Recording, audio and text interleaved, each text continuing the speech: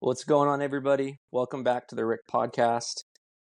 Today, we're pretty honored to have Doc Shauna Springer. You've got me, you've got Shane, and a little history of Doc. She is a Harvard graduate, a best-selling author of Relentless Courage and Warrior, and she is an expert in trauma. So we are so stoked to have you here, Doc. We'll actually let you explain that a little bit more versus saying Dr. Shauna Springer and the doc. You can kind of hit on that a little bit. I know that's a pretty big point for you. But yeah, take it away. We're really stoked to have you here today, and there's going to be a lot of topics and fun conversation for sure. So thank you for coming on.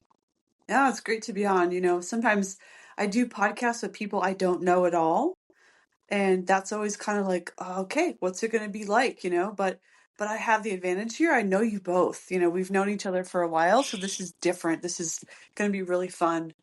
Um, yeah, the doctor and doc thing, just I touch on that because it resonates with protectors and defenders. They have all been to doctors that have spent a lot of time in school. I also suffered in that way, perhaps, but it's not the same thing as a doc to protectors and defenders. And I think the difference is in how we approach practice as a doc. I'm not the only doc. There are trusted docs, and I meet them and discover them in this work. But it comes from a place of just respect, a place of real respect and love for this beautiful, fierce tribe of protectors and defenders. And as docs, like we want to continually understand more deeply what's needed and what how we can walk with you. So it's a kind of walk with rather than plan treatment for or deliver some kind of service to people. It's just a different way of kind of walking with people. Shane, you know, jump in and kind of maybe share a little bit about our history, if you would, so that folks kind of have context for how we met, because I think that's probably the best way to kind of share who I am within this tribe as I'm coming out in support. Yeah, absolutely. When I got back from the Center of Excellence and started this kind of walking this path of trying to connect other people in the fire service with mainly my focus was like the SGB shot and just in general kind of addressing any issues that they were having. Um, through another a chief on my department, I got the contact from a company we were working with, um, and we I reached out via email, and then we set up, I think it was a Zoom originally, and just listening to you speak and present, I could see instantly, like, that you were legit, that I mean that you were a doc. I mean, we have a very keen sense and a Yeah. good bullshit detector. And I knew right away you weren't. I mean, you were direct, you were to the point. It was clear you had a mission. Obviously those things resonate with first responders. Um, and so I was like, all right, this is cool to meet somebody like this that is on this mission. And then of course, by go online and start vetting, like, oh, okay, who is this doc? And then I start seeing all the stuff you had on YouTube, and I started, I'm like, oh, she's got books, and next thing you know, I'm just like, wow, okay, this is absolutely a person we want on our team. Um, because of the guidance that you can provide, and just, everything you've been through. You have the street cred, and that's, in our world, competency is currency. And Hmm. you brought that heavy early. So for me, it was an easy connection to make with you. And then yeah, I mean, we went gangbusters for a while there, where our partnership, Eric and I were talking the other day. We were estimating that probably about 100 people roughly Yeah. in some way, shape, or form have been either seen or treated, directly or indirectly through you and your affiliates. And so that was kind of like the nexus of our relationship and connection. For anybody that doesn't know, we've talked about you. I mean, I think we're up to 26 episodes on this thing, or 27, whatever we're at. And we've mentioned you lots. Mm-hmm. And so we know people have heard your name. So yeah, totally exciting to have you on, so that people who maybe have been waiting to hear. But and then in the meantime, that first year, you and I got to go to Chicago together. I mean, we were Yep. working with our producer friend Gia, trying to get some some documentary put together. I mean, we're just tons of irons in the fire, throwing as much as we can out there to just get the word out, just get this message out. And you know, you were such a stalwart for all of us. And then going out to Chicago with you, I was able to bring my wife. You know, we had another couple come from Massachusetts. Just had this weird kind of meeting of all of us out there, and just all gelled. And you know, you kind of guided everybody through their treatment, which was just an incredible thing to be a part of. And so, yeah, I mean, that's kind of for anybody that doesn't know the background. That's a little snippet of it. I mean, lots of texts and phone calls and emails, and then you know, Eric. I think, oh, that's right. Eric and I drove down to the opening of Yep. one of your clinics that you were affiliated with, just to kind of represent. Um, and then yeah, like in the last year, you know, you had a big move. Things, you know, but all of us, just life gets in the way, and but we're kind Yeah. of re-engaging on some stuff, and that's where we're at. Isn't that the best feeling to just like be able to team up and bring people in from the woods? Yeah. I It's think just like, that's when I first met you, Doc, right? Was actually in Irvine, right? yeah, the Stellar Because Clinic's opening in Irvine. Yeah, you came out and you shared, and I don't know, it felt like I'd known you for a while. It's just comfortable for me with you guys. I don't know if I can really explain it any more than that, but it is a team effort, definitely. yeah, And there's a respect there for what you do as protectors and defenders. I mean, I don't think I've asked either one of you, how does that make you feel? Um, we just need to Correct it. have different, Yeah. right? You know, Yeah. different conversations. yeah. No, it's I remember when I first met you, that's how I felt. I was because I think Shane, you're like, hey, after the SGB shot, she's asking if you can give a little speech of how you feel, and I'm like, Yeah. I'm just gonna go. I'm just gonna talk in front of people I don't know, and I'm gonna talk in front of the whole basically city council of Irvine and this other doctor. I've only had the SGB shot for like You a were week. I'm like, what am so I gonna good. do?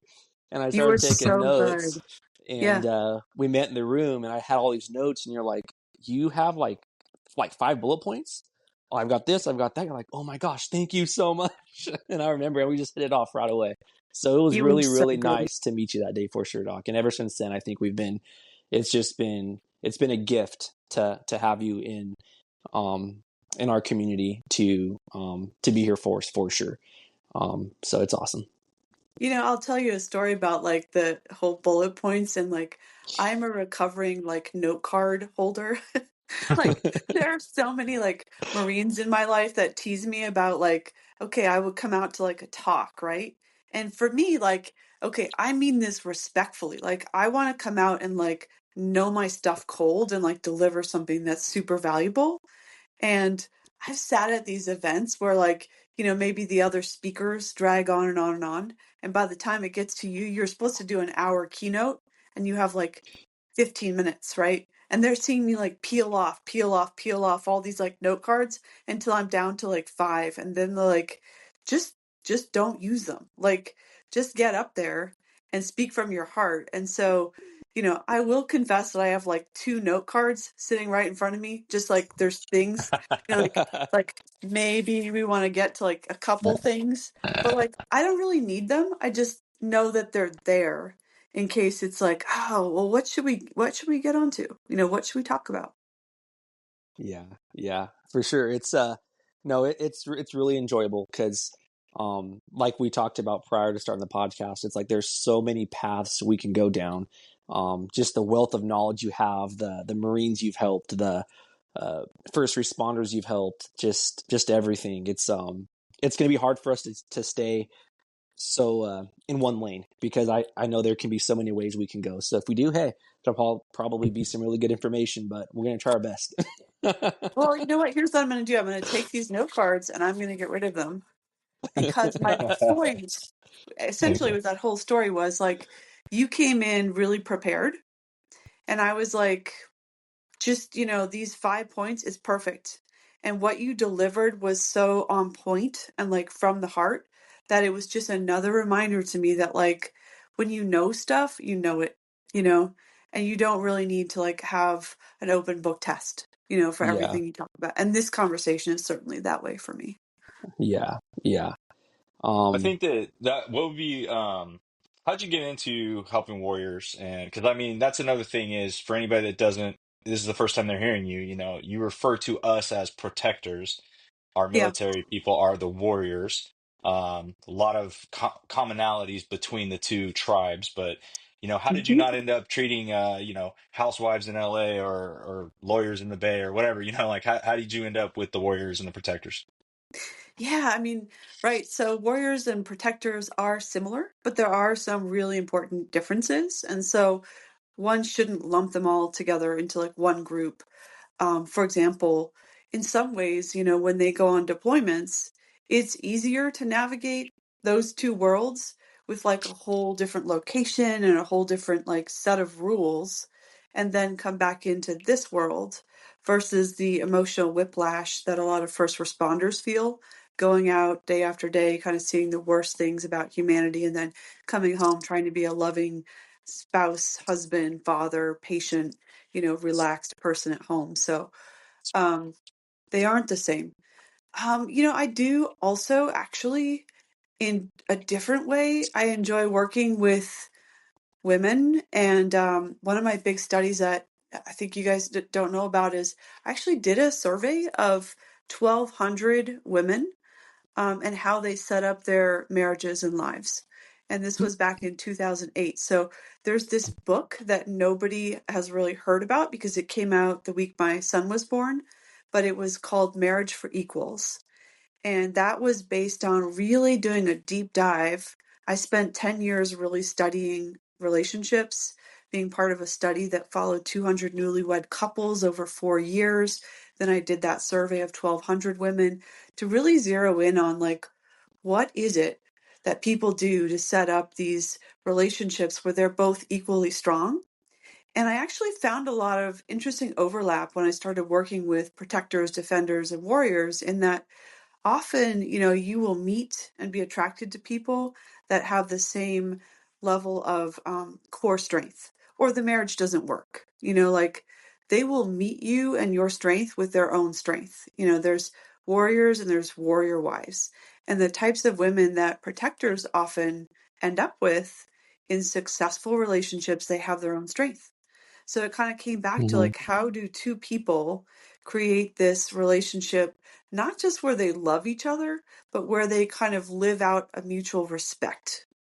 And I would say that to get back to your question in a long winded way, there is just a mutual respect that I find that feels right with protectors and defenders, even though I'm Hmm. not somebody who served in the military um, or, been served in a fire department or a police department directly.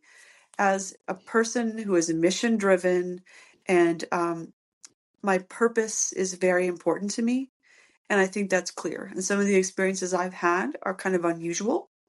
And so I think working with protectors and defenders helps me feel at home because some of my experiences aren't so different from some of their experiences, even if they came from kind of different stories and background.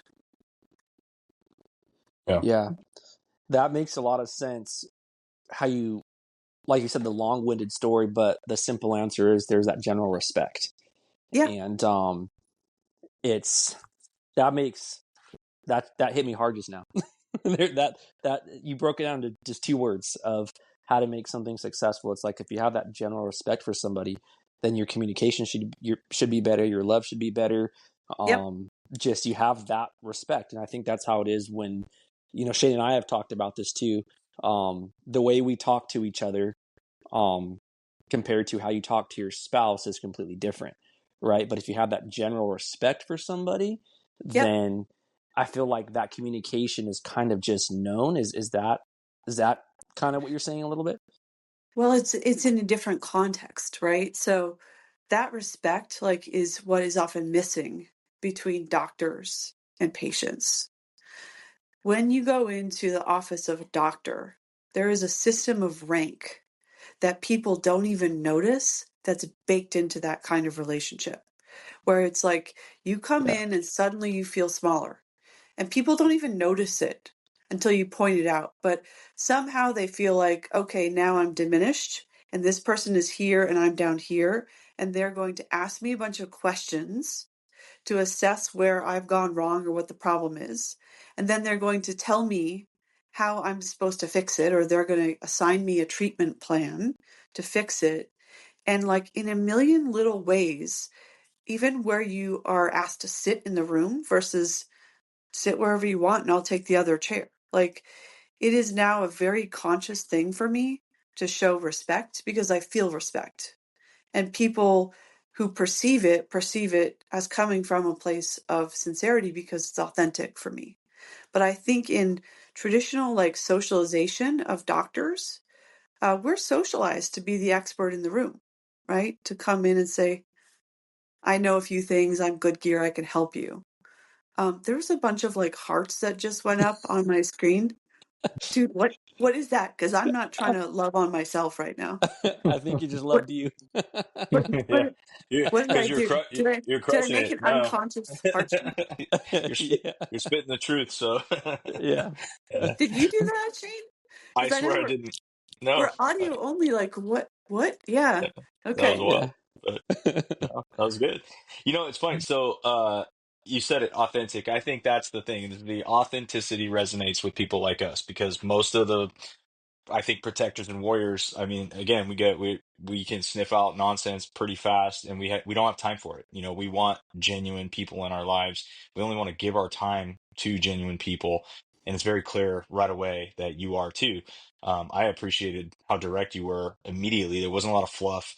There wasn't a lot of nonsense that I felt like, okay, she's just trying to tell me what I want to hear, or she wants something from me, which you get a lot Yeah. of, and the Yeah. interactions I've had with doctors, not docs, but doctors, where they don't care. And that's really what it comes down to is caring. And I don't know if I even told you this story, Eric, but like a good example, like for anybody that doesn't understand the context of a doc, in the military out on the battlefield, the person that's the medic that's alongside the fighters is Mm-hmm. running across the battlefield with them. They're not Yep. hiding behind the line and waiting for the wounded to be brought to. They're literally in the firefight, treating people on the battlefield, and that's why they are considered the doc. They are Hmm. like part of the tribe. So that's where Doc Springer has that moniker. Well, the same concept applies to us in the first responder world, where we're not interested in people who can't connect with us and really understand what we're doing. And so I think that that's a huge important point to take away. But like for me and you, I remember in Chicago when my wife got her SGB shot, and I'm sure you remember this, but we were in the room and they had a documentary film crew like filming it, and I had this incredible emotional reaction because my Yeah. wife, the Versed they used to relax her, because she's Yeah. very anxious, right? Um, I saw her in that state and I was overcome with this just intense, like protective, Yeah. just, I mean, I Yes, you was were. ready to like wring the doctor's neck because I'm like, she's not breathing. Like, I mean, I knew she was, right? Like in my son, of course, she was fine. She was in great hands, but there was this Yeah. immediate, like very primal, visceral reaction. And I'll never forget, like, Doc was on the wall and she came flying off the wall towards me. And, and our Yeah. producer, yeah, like stopped her, like, no, we got to capture this moment on the documentary. And Yeah. I remember seeing your face, and you had this desperation, like, because you wanted to get to me, Yeah. and and and it was just because it was so real, and Yeah. I had no, I mean, that came out of nowhere. It was That primal.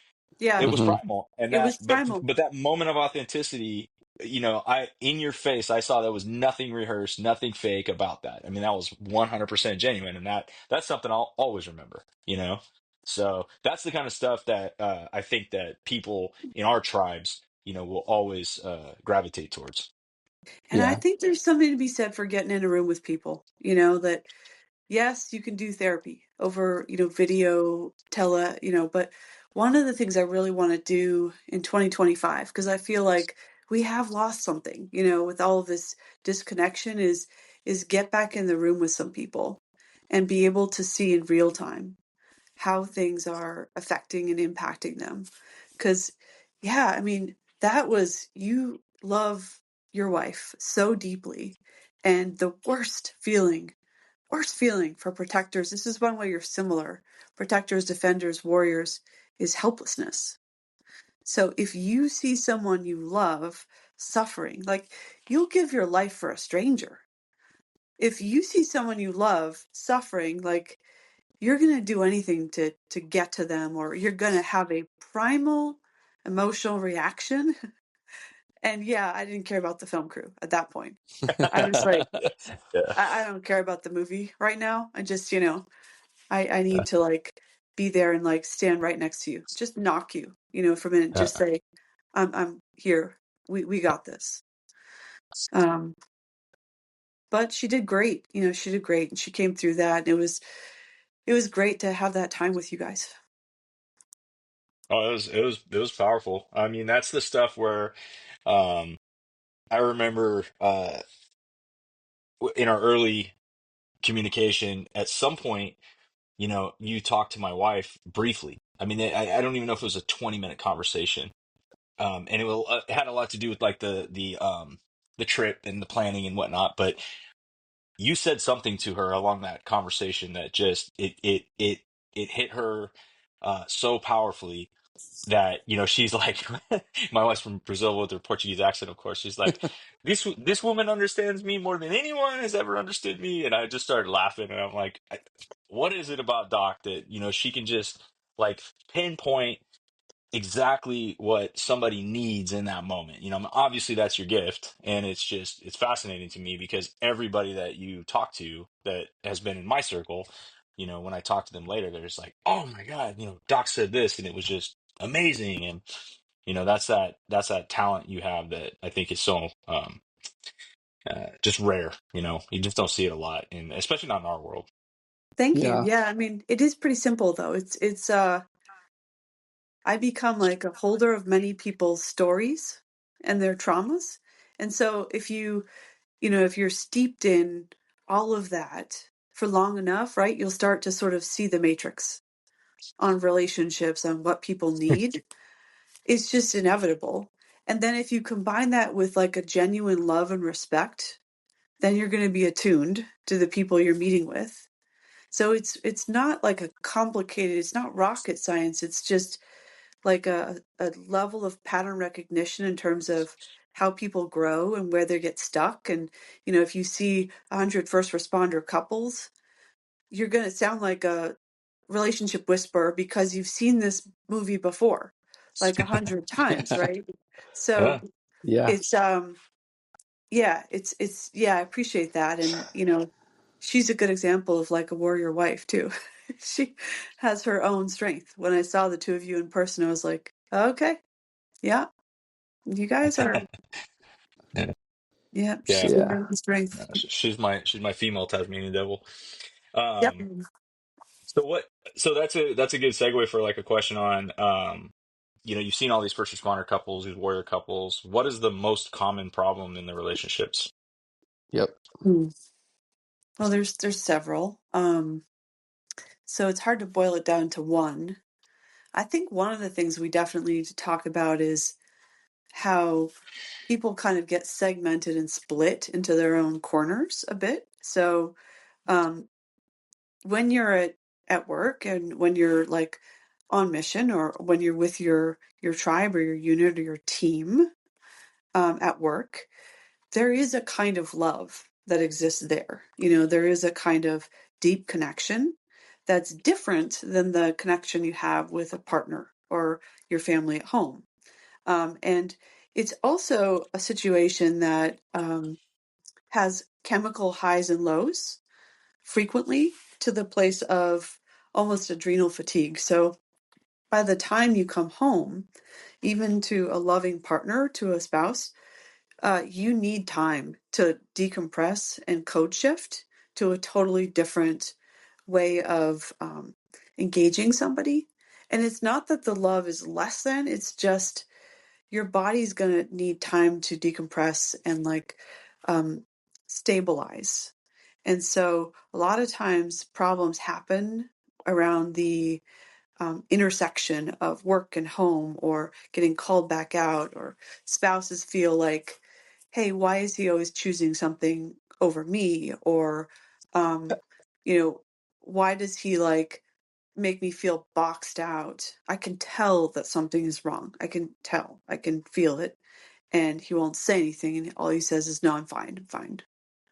And so one of the most common problems is that protectors are protectors. So like their default response is to try and protect people, even those at home. And so they, out of the best possible motive, they don't tell their spouse anything about what happened at work. They just try and like kind of decompress on their own and like, I don't want you to see the things that I've seen today. I don't want to infect you with the contagious like level of evil that I've encountered today. Um, I don't want you to have the nightmares that I sometimes have. I don't want you to know what kinds of thoughts went through my head today, when I saw that child death, for example. And so they lock it down and they don't share. And then the two kind of drift further and farther apart. And I think where I can be helpful, as in conversations with you and Mari and other couples, is kind of translating across the two cultures and across the two worlds, back and forth, because you end up having these couples that love each other and it's not enough. The relationship still breaks down. It's not enough. Mm-hmm. I could, That's yeah. Oh, go ahead, Eric. you like, there's so much you just said there, Doc. It's like, that's how it was. This, a lot of this information is for our listeners, but it's obviously our stories too, right? That's why we started this mission, the podcast and everything. So I don't want to take away from the information, make it about us, but exactly what you said is what Sable used to say before she took her own life. It's like, how come work is always more important? How come work is always more important? And then they don't feel enough. And then that turns into bad communication. Then I don't feel enough. And then we don't feel enough together. And you're just like, you constantly just, now you're just splitting, but Yeah. know that love is there. You're like, but we love each other. Like Yeah. that primal instinct would always come in when something bad. I'm like, cause that love is real, but you're like, Yeah. why is there's this, there's something is off, and it's like, I don't know what it is, right? And you Mm-hmm. want to fix it. You're like, is it the Mm-hmm. job? Is it the marriage? Are we not a match? Is it communication? And I think from like all the trauma and holding things in and not knowing how to communicate that stuff, not knowing I should go talk to a doc or do certain modalities to heal this thing, our brain, to make the relationship better or the marriage better. And it splits and it cracks. And then it kind Yeah. of goes to a point where you're like, is it ever fixable? We're going to get more into the SGB, and I think that's a big thing too. But I think the majority of the time, tell me if I'm wrong, I think a lot of things are fixable. Yeah. A lot of things are fixable. And that silent wedge that's there will increase with time unless people are able to kind of see what's causing that truly and really fix it. And part of it is like, how do you connect with somebody when your nervous system is totally dysregulated, right? So part of it is the biological piece. Part of it is the whole world of insight that people need to understand. But when you can't get calm and control in your own body, that really impacts everything else, right? And so I think that's a piece that we've missed, is like that biological injury piece is what the three of us have really teamed up on. It's, me and Shane and Eric, you and I have also done some work to kind of bring people in when they're suffering and help them become aware that if they can't sleep and they're waking up thrashing around, um, cold sweats, can't concentrate enough to read a book, they're like gonna inevitably start to feel like, what's wrong with me? I'm not the person I was 3 years ago, 5 years ago. Um, Inevitably, they're going to start to have those thoughts creep in. I'm broken. I'm broken. And that is a very dangerous place to be, because then what do protectors do? I mean, you guys know, right? If you feel like you're the problem You, and you're a protector, You don't want to be a burden to the team. exactly. Yeah. right? That's the mentality that starts to take over. Yep. And you start thinking about taking your own life. You're like, okay, well, I'm not useful anymore, and Yeah. I'm like Shane said, you're not a positive impact on the team. Now you're going to be hindering the team. So it's like, they're just better without me. Yeah, right. And it's not, one person or another person that's like mentally ill. It's just a logical consequence, right, of this stream of events. So that's like one really big thing that we need to change. Just as marriages develop this like invisible wedge, when things are predictable, we ought to have ways to address them. And on the biological side, when your body is like always in hyperdrive, when you can't get calm and you feel a loss of control of your own body, the stellate ganglion block is one of the most powerful things I've seen to address that biological injury. And if Yeah. people in special forces can get calm and control back between combat deployments, it works the same, as we all know, as we've all experienced. I mean, me too, right? Like I got a stellate ganglion block too, because listening to trauma and trauma and trauma, after a while, like it predictably has an impact, right? I'm not exempt from this law of nature. And so getting a reset and bringing myself back to the ability to sleep and feel like I can, reestablish a level of calm and control in my system was really helpful to me too. And I'm open and happy to talk about that because there is no shame in biological injuries. Mm-mm. When we don't see them, we're at like a really big disadvantage. Yeah, I think that's a key point. I know for myself for a very long time, it's like there's this, we use that word, the stigma, right, of mental health.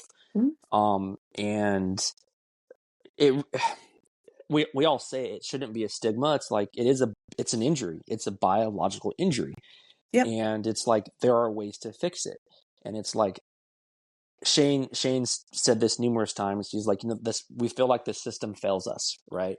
How come Yeah, not everybody knows about the SGB shot, I right? know. Yeah. There's something you talked about, Shane, when you were doing your psych stuff, right? You talked to another doc and you brought up the SGB and the guy had no idea what it was about, right? And this is someone that's Okay. been in the business for a pretty long time, Shane, right? Yeah, I just so with the new job that I'm taking, doc, you have to go through a psych exam. So I went and see this Yeah. guy. This was just literally last week, uh, and I'm telling him my whole thing about, yeah, hey, I had my little brush with mental health, doing great, tried to turn a shitty thing into a positive, blah blah blah. And he's like, oh, really? So what's the one thing? If you had to pick one thing, what was the thing that turned it around, kind of thing? And I'm like, oh, the SGB shot. I'm like, that was the thing that healed the injury, so that I could do the work and it could Hmm. take. And he's like, "What's that?" And this is a guy who for 35 years has been, Yeah. approving or disapproving of individuals going into the fire service or law Yeah. enforcement. And Yeah. I just was so I like, of course, thought of you, Yeah. and just wanted to be like, dude, like, you just don't care. You don't care, and you should not have any say in who gets to be in this business or not. And but anyways, yeah, it's one of those things that, like, that, we've talked about a million times. Eric and I, several of our episodes are about the shot and that kind of stuff. One of the things that we see commonly with our people is that, and Eric and I just did a podcast on choices and, like, just making choices and doing the daily work. Is that they're looking for the magic bullet. They hear the story, the unicorn type Hmm. story of the shot, that just whoever got it, oh my gosh, they were just floating on cloud nine, and everybody wants that, right? And so then when Hmm. they go and they get it and they don't have that elation, then it's like, well, it didn't work for me. And Yeah. then gradually over time, Eric has a story about a guy who recently told him a year later, like, bro, saved my marriage. It was awesome. And his first few months was just like, Yeah. sorry guys, I'm in the Yeah. 20%, it just didn't work for her. And, Yeah. so, um, mindset, like, that is your advice for people that are even considering this shot, going Yeah. into it, managing expectations. You're great at all that. So what? Well, one of the things I would capture from what you said is, it gave you the ability and space to get traction with other things. So we never want to position any biological treatment as the only thing that people need. It's very helpful in unlocking something, but not sufficient for people to get long-term change. And the reason for that is logical too, right? Like when you're exposed to trauma, it creates a biological injury and it changes how we think and we feel and we behave and we navigate our relationships. All of it changes.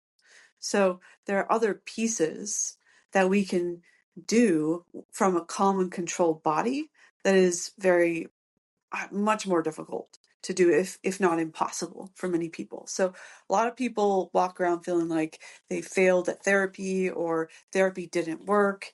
And it's really no, I think maybe you didn't do it with a trusted doc and from a body that's calm. Like when you have those two things synced up, then people grow and they grow quickly. Mm-hmm. Especially protectors and defenders, right? Like you appreciate like, okay, let's go right to the heart of the matter. And I don't feel like I have to pull punches.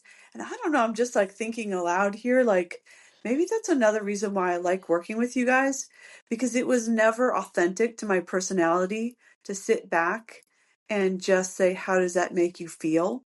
In the hopes that somebody would get an insight that would change their life rather than becoming somebody who could help people see the matrix and get there quickly with them, because it's like, oh, here's where you're getting stuck, or here's where the breakdown is happening, and then doing it without a lot of like coddling. I think it's just not my personality, maybe my Nordic and German background, I don't know, just wants to like kind of kick some butts sometimes in a respectful way, of course. I think Yeah. what you said, Doc, is big. We've said this a few times. Um, that's how it was for my story, right? Mhm. Once you get the SGB, your body's calm, and your Mhm. body is now accepting the information Yeah, versus it's just like in one ear out the other, in one ear out the other, in one ear out the other. And it's like you're just constantly trying to play catch up. You're playing yeah, ping pong with yourself every single day. And I felt that exact same way of what you said. It's like I felt like I'm doing the stuff. I'm doing the meditation. I'm doing the journaling. I'm I had IBS for years. I couldn't go but an hour and a half without pooping my pants. It yeah, was bad stuff. And it yeah, wasn't till I got the SGB where it's like, I wish I would have known about this like 3 years ago, yeah. you It's know? all like stress and, cortisol related IBS and, you know, um, and you're not disclosing that you had, sexual dysfunction, but let me just say that that's like a very common thing that I see among Oh, I people. did. I did. My sex life was It's nothing, terrible, honestly. right? Yeah, I mean, horrible. yeah, and I didn't know that, but like, but welcome to the club, right? Because Mm-hmm. it's like sexuality is a relaxation response. Mm-hmm. I could not even have sex. Yeah.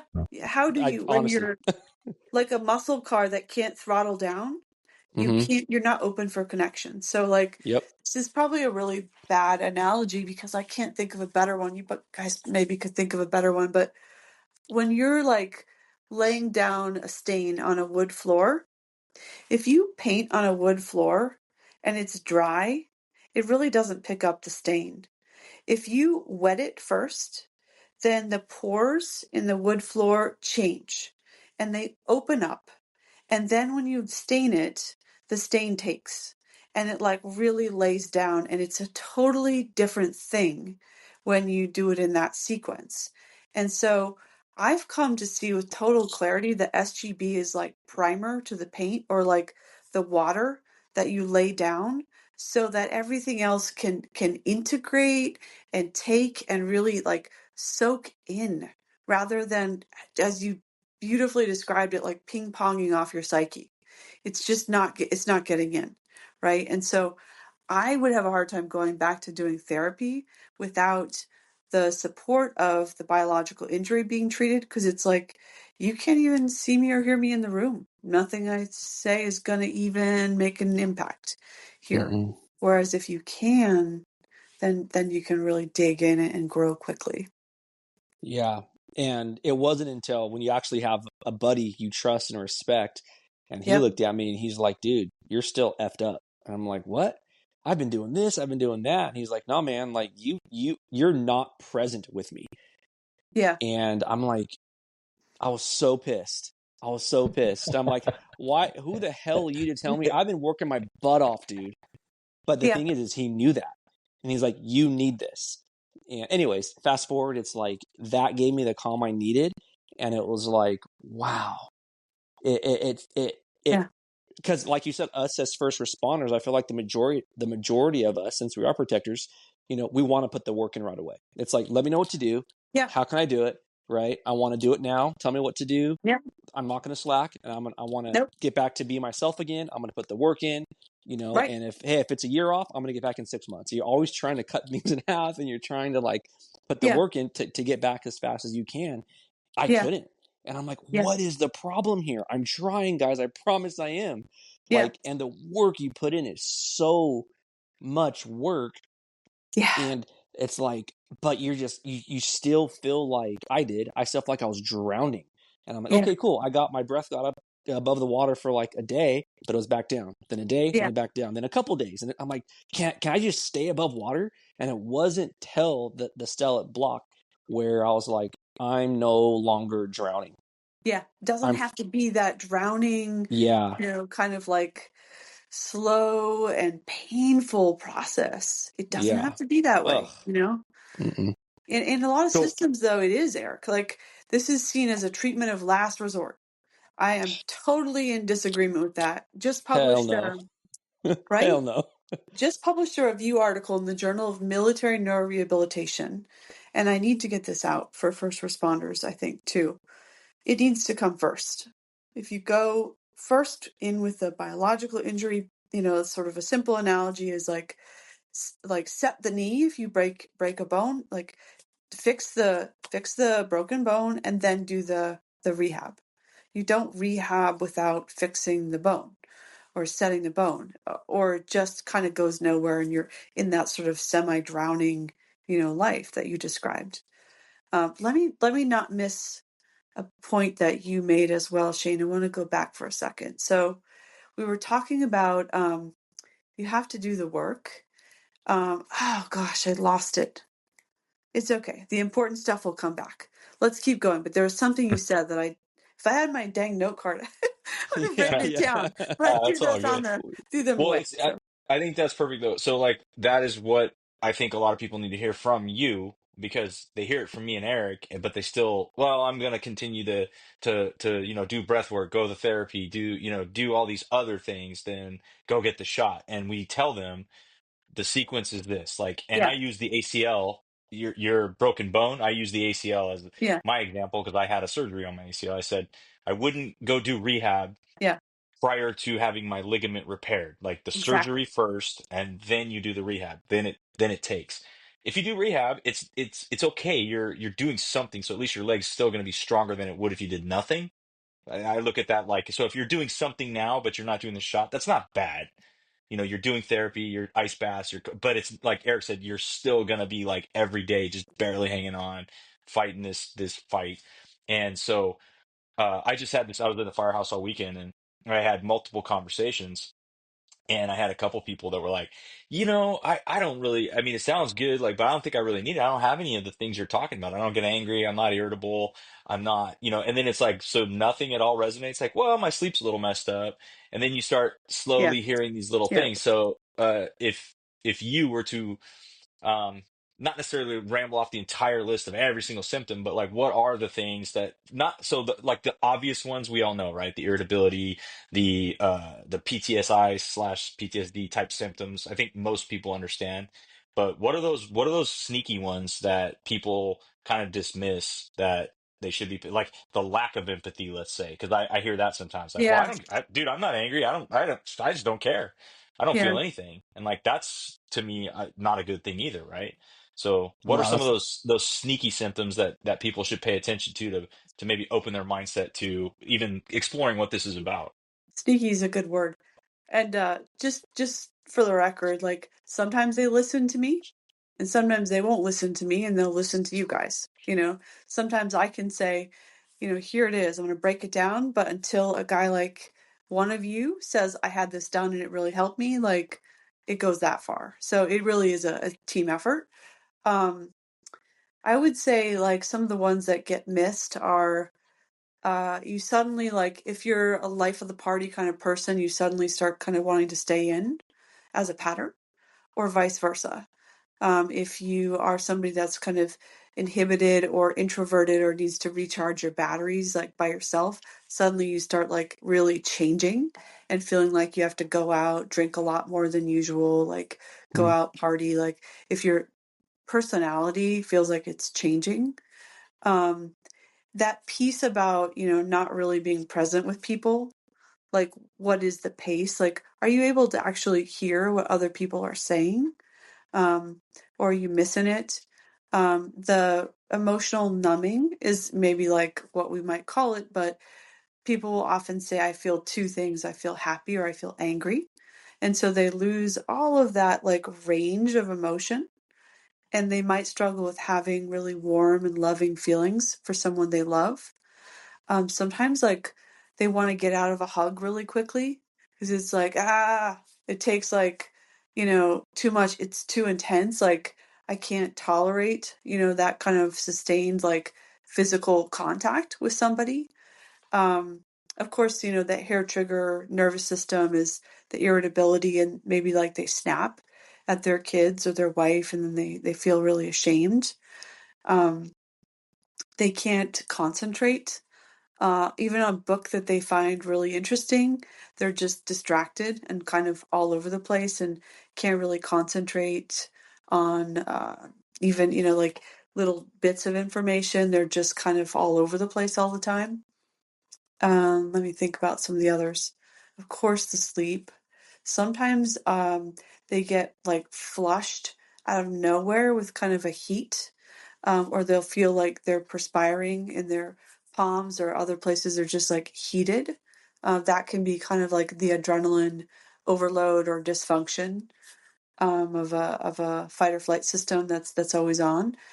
There's a level of vigilance or situational awareness that's normal for first responders. So this one has to be understood with nuance. It's not like, oh, do they sit with their back to the wall? Like that's everybody that knows how evil people can be. But talking about like a level of hypervigilance where you cannot relax and enjoy yourself in a situation here is fine, is like likely to be very, very safe. Like a matinee movie in like an area where the crime is really low and you're like out with your spouse or your partner and like you just cannot relax. Because you're just always, who's around me. Um, and you can't ever let it go and just kind of like be. Um, People also report that they kind of change the empathy, like around like, well, that doesn't sound like a problem to me. Like they'll be sort of like um, kind of a jerk sometimes, and they're surprised by it. Like they're like, that's not who I used to be, or that's not who I am. And that's often just like the fight or flight system telling them to try and exert control over things. And so, like, our whole conversation could be spun on the axis if we had 3 more hours of like control and like how so much of your training and your wiring is motivated towards control in chaotic or kinetic situations, and how lack of control in your own body is really like a dangerous thing for a first Mm-hmm. responder. And I'm not sure, respectfully, I'm not sure I agree with you, Shane, on it's good that they're doing stuff, because I think there's such a risk of, hey, I'm doing the ice baths, I'm doing the meditation, and I'm not getting better, and I'm broken, and this doesn't work, and therapy doesn't work. And it's like, in my world now, that's not a fair trial of it. And if you're doing stuff from the wrong mind state, then it's not going to work. And so I want to just like respectfully suggest that people just really take a hard look at this biological injury piece. It's not for everybody, but if they have some of those symptoms and experiences, it may really be a game changer for people. And then Yeah. do the work. Do the work.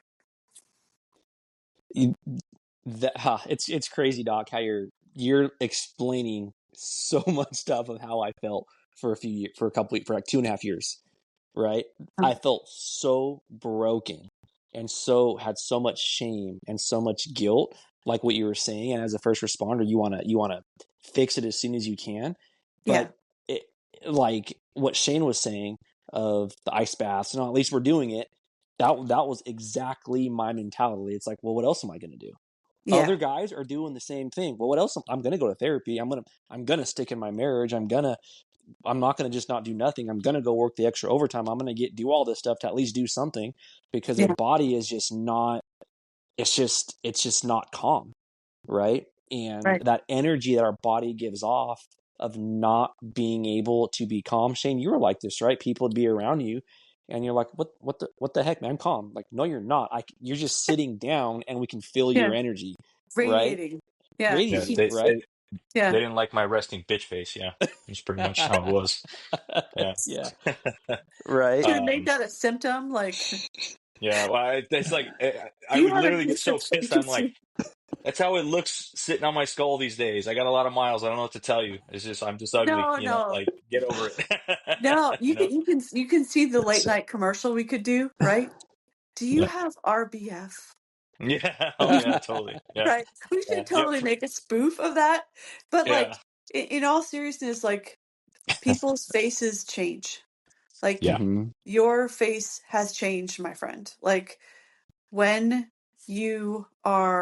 when people are under constant like state of chronic threat, there's like these lines and like a heaviness in the brow and like a certain like it's subtle, but it's there. And it's one of those things where if you see it often enough, again, pattern recognition, you can kind of look at someone and be like, or feel, the intensity kind of steaming off them versus like when you're sitting down with somebody who's like at a neutral place, right?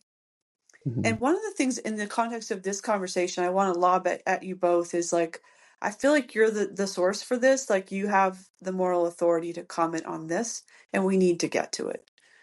If you think that you can just get this shot and do nothing else, what's going to happen over time? You're gonna be back If in the same somebody out there exact listening, place. yeah.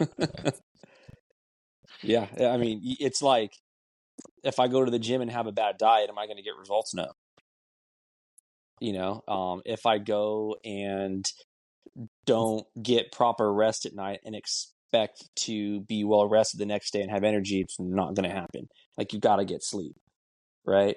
So if you go get the SGB and oh, you know what? I'm not going to put in any work. It's like definitely not. You might feel good for a week or two or a month or something, but it's gonna wear off. What it does is it gives you what it did for me. These are the same stories I'm hearing from people. Um, it gives you a fresh slate to restart and to retrain your brain. And it gives you a new way to then retrain yourself to how you want to live. And does it numb you or prevent you from being able to respond or make you less operational because you've gotten calm? Like, again, this is for you guys to address. I think I can Yeah. say what I've seen, but people need to know that they can keep their edge, right? And so Yeah. when we're talking about something like calm in your body, like that doesn't sound real appealing to people who think it's going to take their edge away. And we should probably hit that one head on. Yeah, that was one of that was one of my biggest concerns when I was first approached about it. I was like, you're not sticking a needle in my neck and resetting my brain, turning me Mhm. into a zombie. I'm a freaking fire captain. I gotta run fires. I gotta command. I gotta take care of all these knuckleheads in the firehouse. Like I have to keep this edge. And it's Yep. done the opposite of numb it. It's enhanced it. Yep. I process things better, clearer, make better decisions, less emotionally, less intensely. I'm not clouded with the instantaneous, visceral, physiological reaction of anger or overreaction to something, or the constant hypervigilance to the point to it's interesting. So like to your point about you know just because you have your back to the wall doesn't mean necessarily that your fight or flight is stuck and that your sympathetic Yeah. nervous system is over. Like, you should be aware of your surroundings. That was the thing I want. Yeah. I was like, Right. no, I want to keep my essay, my situational awareness. Right. And Mari and I just had this the other day where I actually had to kind of check myself because she wanted to do something nice for me. She was in like this mall and she texted me like, "Oh, hey, come get this massage. It's awesome." And I'm thinking like, oh, okay, so I'm thinking, a massage place. So I had been doing some stuff, and I was like, yeah, I could actually use that. It's been a busy day. So I show up, I go in there. Well, it's massage tables Oh, right in the center of the mall oh, where everyone's walking by, and you're sitting in it with your face in a hole, right? And this is the day after the guy oh, blows up the Tesla, the Cybertruck, and the guy mows through the people in New Orleans, and so I'm a little bit up, like, yeah. okay, hey, something's Yeah. going on. Like, I'm not overreaction. And what you said perfect earlier about rational brain, I'm in this mall. Yeah. No one's, this is not a target, like, chances are nothing's gonna happen. But I just saw that, and there was this Like, overwhelming, no like, you know way. what? Yeah. I just, and I was like, no, hey, babe, I don't want to. And she got so pissed at me because she's like, why? And I'm like, babe, I just don't want to. And then it was like, Yeah. well, why'd you even come in? And so then I got pissed because then, of course, I'm like, I'm saying I don't want to, but I didn't understand it in the Yeah. moment. But then I was able to. I was able to Yes. recognize it and then say, "Hey, can we reset? I need you to understand what just happened to me." Yes. And I didn't even know it happened. But it's like that brain kicked in. Captain Brown was there and said, Yeah. "No, this is not safe. Something feels off." Yeah. It wasn't rational, but it was very real. Because we take And shortcuts when we're like in fight or Mm-hmm. flight, right? It's like hard line, no, hard stop, not going to happen, right? But that doesn't work in a relationship where you want to create mutual respect. So if you said to your partner, um, like the idea of just putting my face in this circle and like being totally unprotected right now creates so much adrenaline that no masseuse in the world, right, could be that exactly what I skilled, said. like, Yeah, that's what right? I was like. There's no chance I'm gonna relax. Yeah, I'm like, gonna hear everything. I'm just, every little yeah, sound. it could It be just, magnified. And then when they tell you to get in your boxers, then it's like, really, like, oh, heck no, like, I am yeah, not going to make myself vulnerable that way. Because our goal is, you want me to relax? Like, how about yeah, I take that massage from you at home? Like, yeah, right. that's going to do it for me. And so you can do it with like humor and, your own personality, but like, this is going to be part of the couples retreat I want to launch, is like be a translator for some of these things and really help people figure out how to like say it differently so that it doesn't become this like huge fight. Yeah, this just happened on Friday. I mean, it's Monday. I'm talking, this was 4 days ago. So this Yeah. isn't something that happened months or even year. And it's funny because it was such a learning moment for me. And there was even like a bit of like, hey, I'm doing all right, to be able to recognize that in that moment and then address it with her. Yeah. Um, but it brings up a point, kind of like you were saying earlier about, we were talking about doing the work after the shot. So we see in the first responder community, and I'm sure in the warrior community too, right? Like, we are so extreme. There's no real middle Mhm. ground. Most of us, like, our decisions are so, like, it's all or nothing, right? It's like Mhm. when we drink, usually not a good idea because it's like, oh, are we going? Let's game on, right? There's no just like, oh, let me sip this. So the same thing goes to when people are suffering. I just had a conversation with a young firefighter who is called me up. He's like, hey, Cap, I'm thinking about resigning. And I'm like, whoa, like, young firefighter, really good. But as we talked, family stuff going on, classic, hypervigilance, can't shut it off. He's checking on his kids 10 times a night to make sure they're breathing because he's been on traumatic calls with kids, that kind of stuff. And it's starting to erode at the marriage. So now there's this extreme, like, well, we're going to move to North Carolina. And I'm like, well, okay, before you like upheave your entire life, let's look at this biological reset first and give yourself a moment to Yeah. take a breath. So I'm guiding him that way. But the point of what I'm getting at is that the firefighters that Eric and I help and talk to, uh, sometimes it's frustrating for me Mhm. because what they'll do is the shot will work, but they'll continue to make the same decisions Yeah. they made Right. pre-shot. So as you said, Right. what do you do? What happens afterwards? And as Eric said, what happens is you end up back where you were or worse. Yeah. And then what they do is call up 6 months, 9 months, 12 months later. Hey, I think I need a booster. I need another shot. And it's like so this mentality of just like, well, every time I need to, I'm in a bad mood, I'm just gonna go get a tune-up with a shot in my neck. And it would be like the Yeah. equivalent of what happened to me the other day if I just hit you up on Friday night. Hey doc, I'm getting hypervigilant again, I Yeah. need a shot, instead of Yeah. being like in the moment, like what just happened, what Yeah. was that Right. necessarily bad? I didn't feel like it was bad. I mean, I felt like it was very real, and it was a response based on things that were going on in the Logical. nation. It's Yeah, logical. yeah, Logical.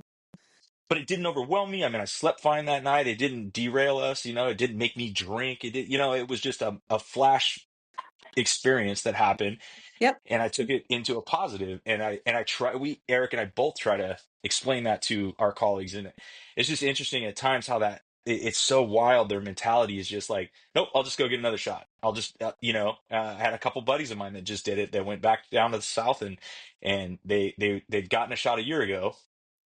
Some stuff happened to them personally and professionally that it was shitty, but it was like, well, that's life sometimes, man. Just because things happen, you don't just go seek this out. Like now, obviously, there's times to do that, Yeah. Yeah. I but mean, and that's the weird balance. It's like, when it is is it a time to balance. say, Right. like, so I think um if you're doing the work, so you get treated, right? And then you do the work. Nothing in this procedure makes you immune to further trauma. And so your life can, ratchet back up, but with this kind of formula of do the injection and then do the therapy with a doc, trauma doesn't get to run up the score anymore. There's this whole, body keeps the score, trauma doesn't get to run up the score on people if you know what to do in the right sequence.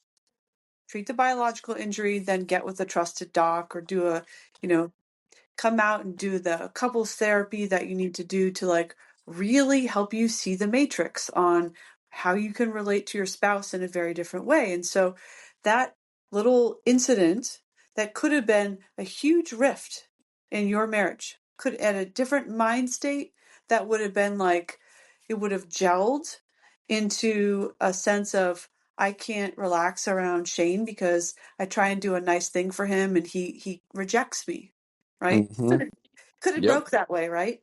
And it totally didn't because you took that pause and you like were able to get space and insight and break it down for her in a way that was respectful. And so you healed and you slept, and I would say you made a step forward. Now, next time that kind of thing happens, you have more insight. You'll be able to see the matrix a little better. You're going to go, oh, that upsurge where I'm like, no, hard stop. I need to think about why that feels that way and how to communicate that to my wife that I love, instead of just putting a hard boundary on her. So I think that's progress, and that comes from you doing the work.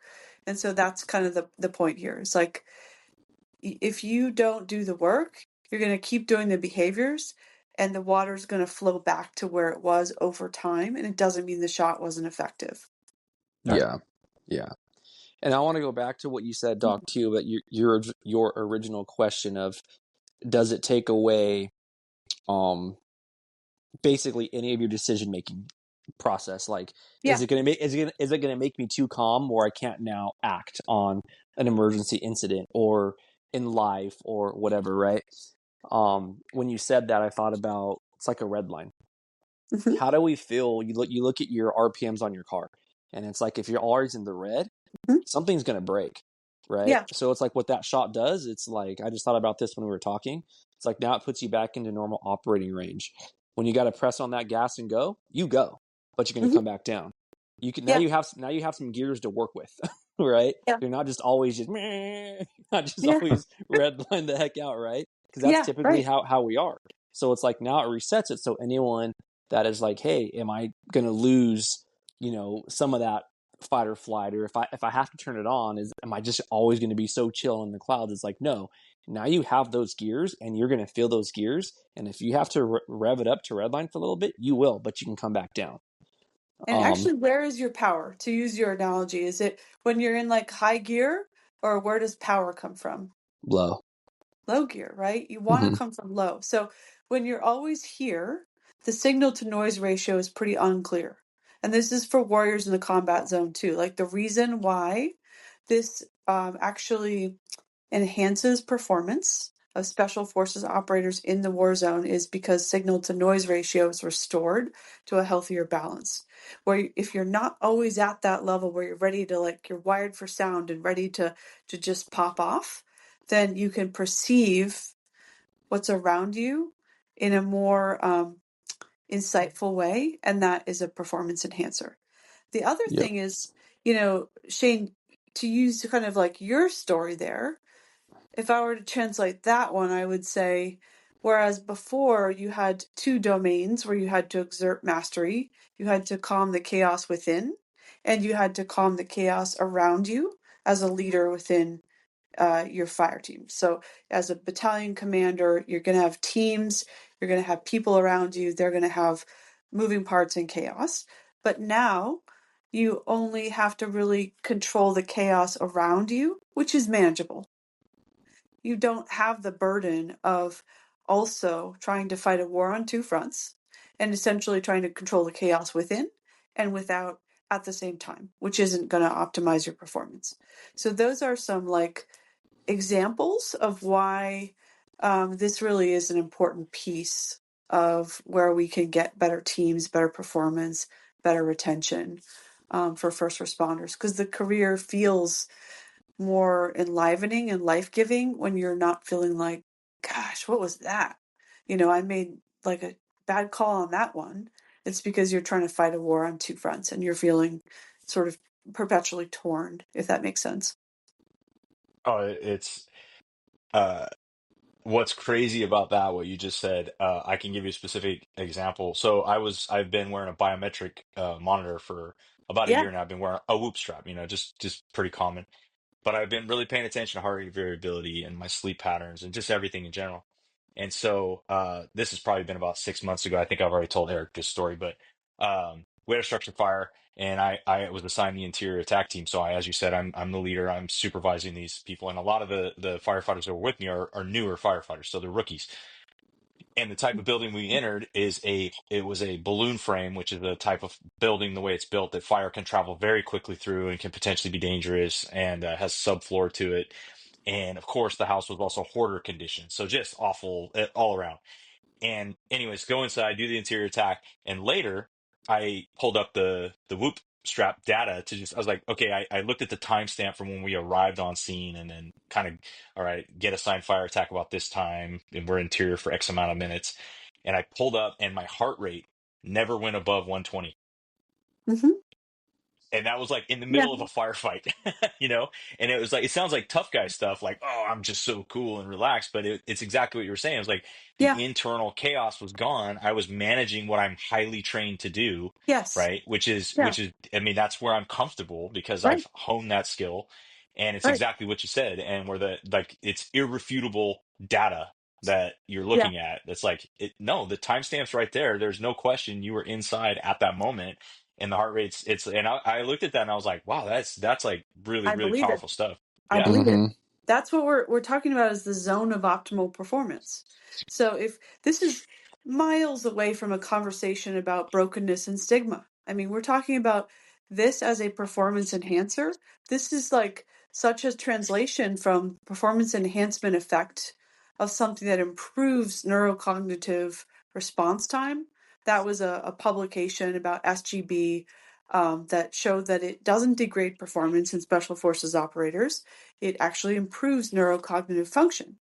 And so when you can fight a war on one front, or it's not even really like, I'm going to use a different analogy here, because when you are in a calm state in your body and you're doing this work, it's good. It's like you're in a state of flow. Like this is why Yeah. you get drawn to this work, is because you love it. Like it's sometimes hard for some people outside the circle to understand that. Um, but I understand it because in my own ways, I have flow when I'm in the intensity of like trying to figure out where someone needs to go to grow, or, where they're getting stuck, or what's the anguish, the nature of the anguish that's eating them from the inside out. There is a kind of like state of flow that happens in both cases that feels like you're at the center of your purpose. Like, this is what I do, right? And that feels really good. And you contrast that with somebody who feels out of control in their body. They're not performing well. They're not making good calls, right? We could take this to law Mm-hmm. enforcement. Imagine the number of things that go sideways. In fact, I have an article I've submitted for Police Chief magazine that hopefully will be coming out next summer about hair trigger nervous systems and all the implications of this in so many different domains of life, and no less true for firefighters and EMTs and um, dispatchers and anybody who does that kind of high intensity need to perform first responder work. That's yeah. It's so crazy because we're just hitting a lot of stuff that's how it was for me. That's why they Yeah. took me off the job, because they're like, dude, we don't even know if you can do the job anymore. Right. Mhm. And I wasn't making those, what you just said of those decisions. It's like I couldn't make those decisions anymore. And Yeah. I felt off. And I think with the brokenness or the stigma, to anyone that's going through it, it's like when you have the proper tools while we're Yeah. talking about this stuff, it's like if I would have had these tools, I think the story would have been different how it was then. But I feel like It would have everything worked been. out how it needed to work out to the work we're doing today. But Yeah. if somebody is listening to this and they're like, hey, that's how I feel, it's Yeah. like, here's a blueprint. Like, go get the biological reset, right? Mhm. Go before you go. And if you're hearing the kitchen table talks, or you're feeling a certain way, or you're resonating with a lot of the stuff we're saying, it's like, get in contact with us, or go do something. But the biological reset, I feel like it changed my life. I feel like it's so key to massive progress, Yeah. right? And if it just is. I feel like it truly So, is. so Doc, Eric and I have been doing this now for going on a year and a half, and obviously we've been able to connect quite a few people to the treatment. But take the people that we talk to that we know are intelligent, rational, they understand on the surface of it, but they're so resistant to something like this. They'll say, "Hey, I just don't need it," or "Oh, it's the easy way out." I've heard that before. Yeah. You're looking for the easy way kind of thing. You just don't want to do the work. Is I've heard that kind of stuff from people. So, what is it about the protectors, the warriors, the defenders that you wait till it's too late? We had an individual I work with who I had encouraged him. I actually had referred him through your process. He had gone through the intake process and then did the classic, I'm going to hold off until, I retire. And then when I retire, I'll do it because that's the perfect time. And, so they Yeah. had this whole master plan up until he had to go on a 5150 hold, you know, and Yeah. then, and I've seen, and then we've had kind of a slew of loss here recently between Mhm. people Eric and I both know. And I'm sorry. so, Mhm. yeah, but one of them was like a retired fire captain from my department who took his own life. And it was Yeah. like one of those individuals that was least likely, like just one of those Yeah, people that's that, so often the story, isn't it? It's not the one you saw coming. yeah. So for those people that, you don't target or talk to or think is a problem, or the ones that may silently suffer, but, you know, in your opinion, based on what you've seen, your experience, like what is it that holds people back from actually I mean, when you're listening to people say, "Hey, this biological reset works," like why don't they just jump on it? Oh, What are some of those barriers that hold people back? yeah, it would have to be. I'm just going to plug in my phone here. Um, Yeah, no worries. it'd definitely be, some of is a good way to ask it. It depends on the person, right? So I think one of the biggest vulnerabilities that um, protectors and defenders have is their strength. So let me kind of explain what I mean. So to give you an analogy, if you look at the people that are perhaps most likely to develop substance dependence, like alcohol addiction, a lot of times they're the popular kids in high school. They don't really think that it could get them. They don't really think it could get its hooks into them, right? Because they're Mm. doing really well and they're well liked. And so they don't sort of see themselves in that frame. I think because there's such strength and because of the inherent and trained resilience that protectors and defenders have, they don't really think that they think they can kind of work it out and just do one more thing and, shoulder the pack for another few years. Like, they don't see the ever-present looming threat that's right in their blind spot. So that can be it. And part of it is, the identity around what strength means, really. That'd be a whole other, topic. It's something that I definitely would unpack in other kind of in a retreat or some other kind of context, like looking at what strength is really, what does it mean to take one path or the other path? Like, what is the easier path in a sense? Some people don't think it'll work. Some people might say, hey, it's the easy way out. But they're really, don't want to get a shot in the neck because they're worried that, they have a misconception. For example, they don't understand that it doesn't go into their brain or that it won't numb them out or make them a zombie. Like, there's just a lot of distrust there. It's a lot like a wall of distrust. And I don't mean to minimize that, because sometimes the distrust is there for reasons that are entirely logical and based on their life experience. And maybe they've seen different providers that, haven't earned their trust, or, they've had some bad outcomes. And so everybody comes to this from a different place. And, some people, talking to someone like me that's seen, hundreds and hundreds of people, like I know personally, go through it, helps. Other people need to talk to leaders like yourselves. And Eric, I do think the story would have been different, and that's the irony of it, is like, if you had known about this, it would have not only prevented a lot of suffering, but you're really good at what you do. Like, and you're capable of that right now. Mm-hmm. If you were still in the job, I think you'd be great, and it's because what was injured has been treated. Fixed. Oh, for sure. Yeah. Yeah, for sure. I know Shane has said that before. He's like, I 100% think if you would have got this in the beginning, you'd be fine. In the beginning, I didn't know, but after the shot, few months, I was like, man, month 2, month 3, month 6, 8, year, I'm like, oh, dude, I'd be great now. I'd be solid, right? Yeah. Like, zero doubts. Even going back the first time, it was like the injury was worse the second time than the first time, legit worse. And when we talk about the work, right, Yep. Shane, what you're talking about is like, oh, some guys will say, oh, that's a cop out, not a cop out, but that's the easy way out, right? It's like, anyone listening, like, the work is not easy. No. The discipline you have to have without Yeah. the shot is insane. And when people Yeah. talk about the work, I'm going to be honest, tell me if I'm wrong, Doc, people have no idea what the work actually is going to freaking take. Like, Yeah. it is a daily grind of journaling, meditation, confronting your demons every single day, writing all of your stuff out through, prolonged exposure therapy, and you're doing so much stuff to just overcome these fears you're trying to get over every single day, and they're constantly reoccurring, and you're facing them, they're gone, you're facing them. It's like, so when I hear people say, oh, that's a cop-out, it's like, not, I don't even think you have the discipline to even get through the majority of that stuff when you're really dealing with a lot of trauma, because it's like, it's hard. It is hard as hell. Like, Yeah.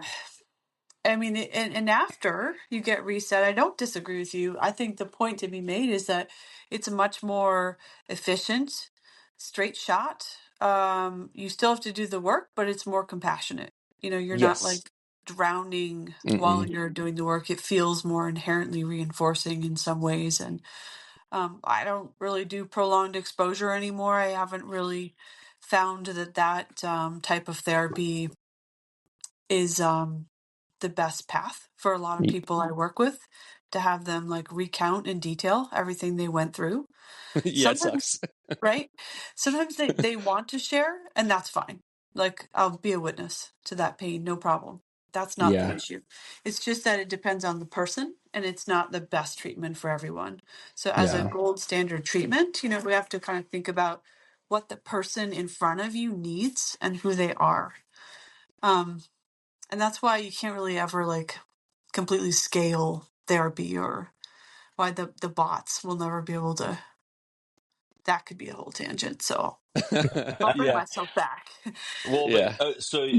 that's one of the things that I always love and respect about you, Doc, and it's when early on in our interactions, I remember you talking very intensely about your concept of the QRF, the quick reaction force, Yeah. getting in there when people are in crisis mode, yank them out, help them, teach them, kick them out on their way, go live your life. You're not looking to Yep. create like this Nope. system of got you, I got to see you once a week and charge Nope. the insurance so that you can put food in the dog's dish.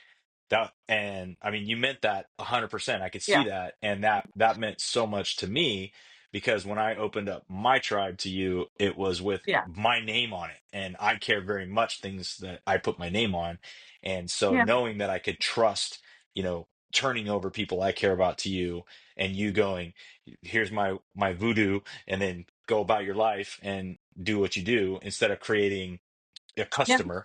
And Right. that was an important thing early on, and I think that goes back to what you're saying about how your model of therapy works, and instead of the exposure, and because also I remember you talking about us as individuals wanting to be at least this type of personality. We typically want to be in control of our own sort of destiny Yeah. and our own health and our own recovery and whatnot. Like we're not looking for somebody to hold our hand Nope. through it, and you said you want to walk with us, not in Yep. front, not behind, but with us. And Yep. all those things resonated with me, as I know it has with many of your warriors, because I've met some of them, and I've heard the stories, I've seen the pictures, I've seen the text. I know you get invited to the Marine Corps ball. I mean, it's a pretty unique honor that is pretty rare outside of their circle. And anyway, so that QRF concept, I love that. I love that, that knowledge of you're there for us when we need you to pull us out, get us back on track, and then it's like, hey, hit me up when you need me again. Yeah. Yeah. Like it works for my personality too, right? Like I don't want to create a dependency that people don't need, right? It comes kind of full circle back to that inherent respect, is like, I don't need to tell you that you're resilient. Like, I'm clear on that point. So the approach needs to be, what can I do to help you clear the fog of mental warfare, see the challenge in front of you, overcome it, and get back out there. I don't want long-term dependent caseload, like. And Stella, the kinds of therapy programs I've created are very short term. You think of us, in fact, like a special forces kind of analogy, like an insertion unit that comes in and says, okay, you did this biological reset. We're going to typically do 4 sessions of treatment after the stellate ganglion block. If somebody's doing ketamine infusions, they need to do integrations to get the best outcome, 1 after each ketamine infusion. And that's usually 6 sessions and 6 ketamine infusions. So we're really talking about, if you do 2 a week, we're talking about 3 weeks of therapy will often help people grow tremendously. Not everybody's going to, be a total positive responder, not with any kind of medicine, but for most people. And actually we've done research with the Whoop band, Shane, that I should send you, because you'd find that really fascinating. Like, we partnered with Whoop to do some research on how much the stellate ganglion block changes the biometrics using that particular wearable. And so what you said is completely believable to me, because I've seen it play out over many. I almost want people to like go into the clinic and like watch somebody go through this, and it's like, see, they're they're optimized. They're not, Yeah. you know, zombified, they're optimized. Yeah. And if it works that way in special forces units, it'll work the same for police officers.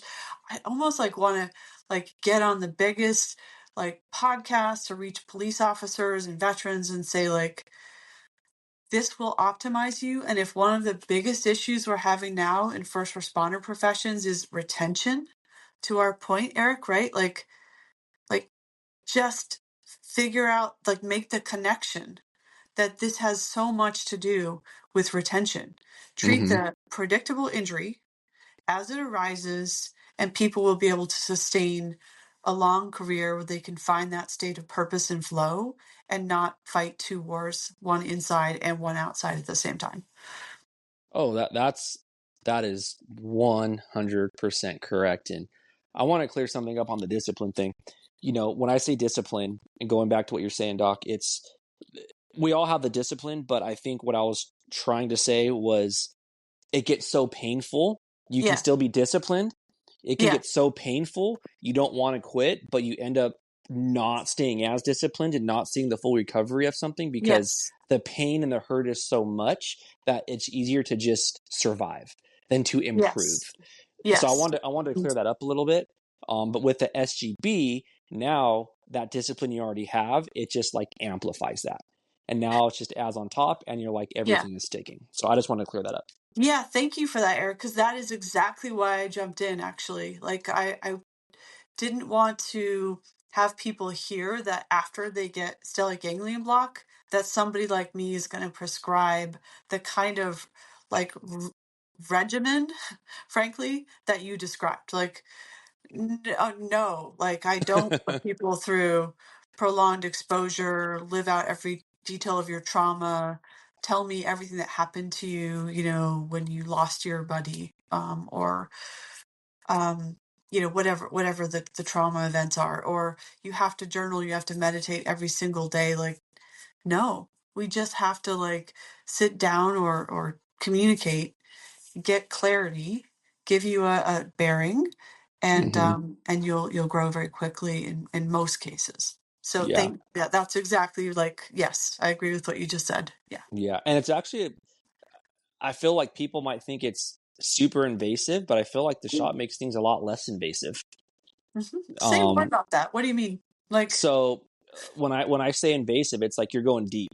You talk about prolonged exposure therapy. If yeah, some of our listeners don't understand what that is, that's something I did for a long time. And what you're doing is basically you're journaling every call, whatever's hurting you, you're just facing it over and over and over and over till that fear no longer has control of you, right? And you're facing that, so it's like that's pretty deep and invasive. yeah, And I would, it's like just after one journal or one yeah, PE session, it's like your body is so tired, you're so mentally fatigued, yeah, and right, you're in so much fear and you're scared, and then you can't sleep, and then it takes another day or so to recover just from that one treatment, and you're yeah, having to do that over and over and over and over again with a system that is not calm, but that's their yeah, way to calm the system. And you're yeah, like, wait, what? no, So it's like if you get the shot, it's like now you can calm that system.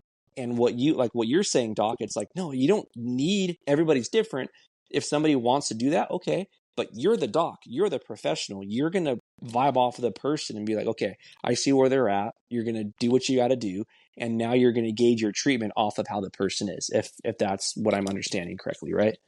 yeah. Like, I wrote an article that came out today on ketamine therapy and psychedelics generally for sexual assault trauma. And part of what I wanted to communicate in that article is that when I talk to assault survivors and I describe prolonged exposure as repeat the trauma that happened to you in detail repeatedly until you reach adrenal fatigue, they were like, that sounds like re-traumatization. And so for many of my patients, that is exactly how it feels. And so I don't do that anymore. I think there's a more compassionate, like, trauma informed therapy is different than trauma focused therapy. And we've gotten the two somehow confused. So one of the articles I could send you was one I wrote for Psychology Today, kind of for a more general audience, on rethinking exposure therapy as a first line treatment for trauma.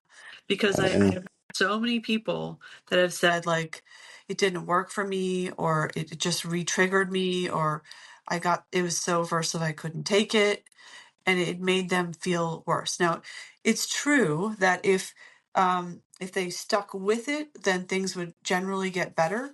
But is that the best way to treat people with trauma?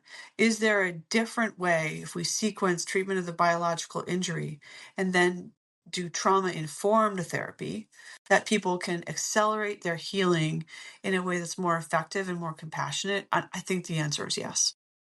Yeah. And that's why when Shane says stuff, I would get mad. I'm like, dude, you have no idea what I went through. All that Yeah. PE, you understand it as a doc because it Yeah. sucks. And it's It like, sucks. Yeah. who the Yeah. hell are you to tell me this shot's gonna help me? That I'm not Yeah. present, right? Because you have a pride in I put the work in, right? Yeah. But when you Right. realize it's like, dude, no, it's what you need. Just shut the heck up. Realize what I'm telling you. Go get it because your body needs it more than you realize. And anyone that's listening to this, it's like we're all screaming at the top of our lungs. I feel like, hey, go grab it if you're feeling like that, right? Because it's really going to put your body in such a great state, and you're more than likely, if you don't realize it right off the bat, maybe it's a year later, like some of our friends, or 6 months later, you're going to see some kind of result if you are in tune with your body. I 99.9% can tell you that. Like if you're in tune with it, you're going to see some kind of result, and it's going to be pretty darn great for you. I would hope that. And the scientist in me says 80%. True. Yeah. Right?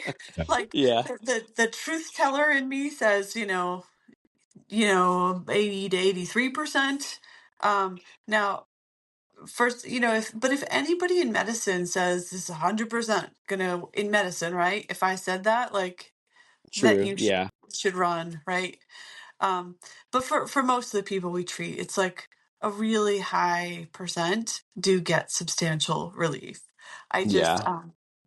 I wanted to just like temper that a little bit so For that sure. No, I get it. people I are get it. not like, this didn't Yeah. work, and Yeah, for Well, sure. we've had these conversations. I mean, Eric was up here one time. We were sitting on a couch, and there was a person, you know who it is, but we asked him, or Eric asked him point blank. It was when Eric first met him. He's like, "So the shot did nothing because he was saying that didn't work, And the guy's a super smart dude, real philosophical, He goes, yeah, I don't, no, I don't think so. And Eric's like, so nothing, not one little thing. And then he starts going off this laundry list of like, well, I mean, I don't know. I'm having more fun at work. The guys say I'm more present. I'm laughing more. I'm more yeah, empathetic towards patients. My kids say I'm more present. Not me yeah. and Eric are looking at each other. And then my favorite part, he's like, and I used to have these horrific nightmares. I would wake up racked with shame and guilt twice a week, and those are gone. And Eric just looks at him and he goes, but it didn't work. And he looks dead at Eric and he goes, nah, I don't think so. And we Oh were my just like, God. yeah, Like, we're like, what is your definition of, awesome. yeah. Yeah, There are, what is the definition of works? Is that yeah, you're farting rainbows and it's just like some of these guys you're like, God, dude, like pay attention to that little stuff. Those are huge wins. You don't yeah. see it if I you mean, don't that's put your like mindset to huge that. stuff. Like the racked with guilt and shame, and it's Yeah, gone. Like that yeah, isn't like it doesn't literally think, said that. like Yeah. it's there are a good number of people that they say, oh, I don't know, and then their spouse says he's totally different. What did you do Yes. with him? In a good way, in a good way. So like there are definitely those people.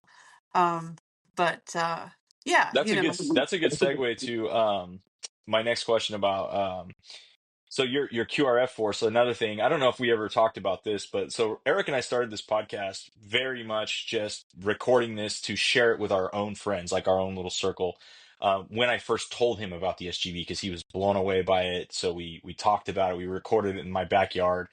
It's very very generic, and when we started doing more of it because we both like doing it, we're like, oh, let's come up with a name, and we came up with the RIC team. yep, And in our world, the RIC yep, team is the rapid intervention crew. And that is the guys or girls that are outside the structure fire with all the specialty tools. They beat the building up, open windows, throwing extra ladders, all there so that you, as the interior attack team, know, hey, the hmm, QRF is outside ready to come get me if shit hits the right, fan, right? And right, so, massive, super important job. Nobody wants to be on the RIC team on a fire because it sucks. You bring all the toys and you stand there outside 99.999% of the time. You don't fight fire. You don't get to do any of the cool stuff. One of, if not the most important job on the fire, but nobody wants to be on that because there's no fun. There's not.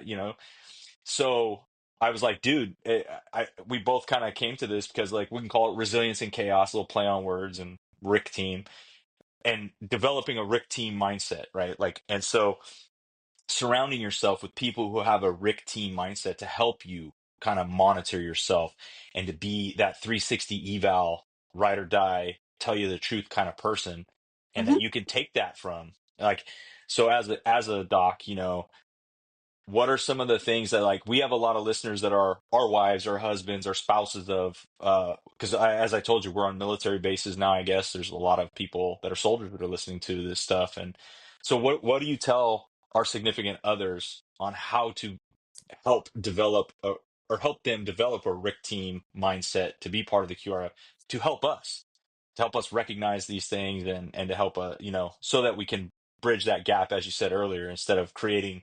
I wrote down, you said the silent wedge. That's brilliant. It's because that's what it is. Yeah, um so that anyways, I don't know if that I asked feels that like question well, but a softball pitch to me right now, because I know that that. Thank you, friend. That one of the things that I really want to do in 2025 is actually host some intensive, like a master course for couples, to help couples really understand like how this works and how to um, talk in a different way, see through a different lens, um, eliminate that silent wedge, and really battle tested, become battle tested as a couple. And there's a lot of things that I have in my head that I want to help people to understand more. I'm envisioning like a 3-day kind of master course where the first day would be around understanding how relationships develop, how we build and lose trust in relationships, for example, what the 3 phases of successful relationships are, from about a decade of work that I've really spent deep diving into that topic. And then day 2 would be all about conflict, how to have a good fight, why we need to fight, why so many people avoid conflict, what the consequences of that are, how to have a fight without damaging each other. And then the day 3 would be all about kind of seeing the matrix on mental warfare, the things that come up for both people in the relationship, not just like the first responder is like the identified patient, but people have challenges and need to mutually support each other, right? And honor each other's like mutual strength with a kind of respect that must be translated into marriages for them to work in this tribe.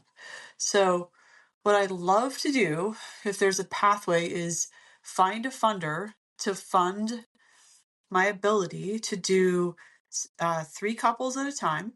And I want to host them in my private coastal retreat and really just like help them see this. And then they go back and, sort of like, I think it could really mushroom.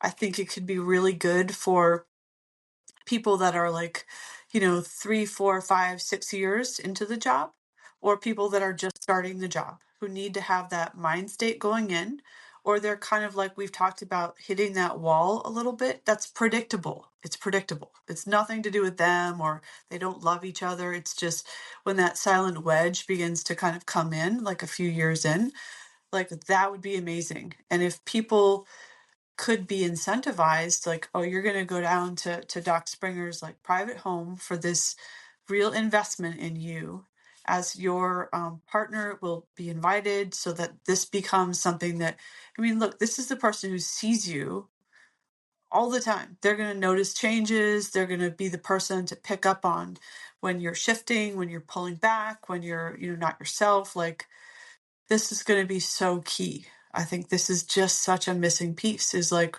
really bringing partners in, not just to tell them, hey, don't take it personally when your spouse makes the job feel more important, not like that level, but let's go a lot deeper than that and really talk about how you create a marriage where you become irreplaceable to each other, where thoughts of divorce are alien, because why would you leave somebody that you can't replace?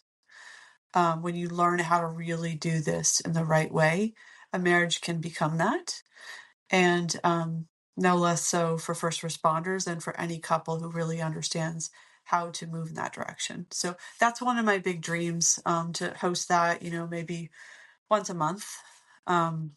If I can find the opportunity to do that and do it in like a really, really intimate way where I'm like there in person and able to give people my focused attention, because I feel like that's what's often missing, is that we've become so disconnected. Imagine the power of like three couples being able to share stories and create this like sense of connection between each other, and then really being able to have that kind of focus, time, and attention to really give them a new understanding and kind of like a new trajectory for growth. Yeah, I love Long-winded that. answer, but No, I love that because that is I remember reading in Warrior, your book Warrior, that the concept of like how we love our battlefield brethren, if you will, yep, and we want to have that same love with our wife, our spouse, our significant other. And I'm paraphrasing obviously what I read, but I remember just instinctually being like, that's it, like I want to trust my wife the way I trust yeah, Eric at the fire station. I want to trust Mm-hmm. her that when I'm in the mall and I don't want to sit in the little weird massage chair because I don't want my back to a bunch of people walking by me, that she's yeah, not going to judge me and make me feel like a piece of shit. She's going to go, "Oh, I know why he's doing this. Hey, I got your back. I'm going to be the one that looks yep, out for you in this moment." And then Mm-hmm.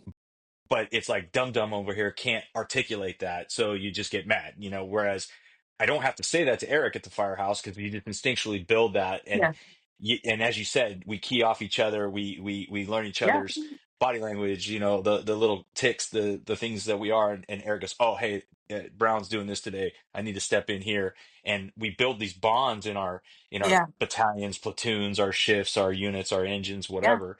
And then we want to replicate that same thing at home, and it's so hard because you can do it, but you need somebody like you to kind of be able to be the translator because you're literally like yeah. speaking two languages. Yes, yeah. Two languages, two cultures, and then people's backgrounds are so different and their family of origins are so different. It has to be individualized.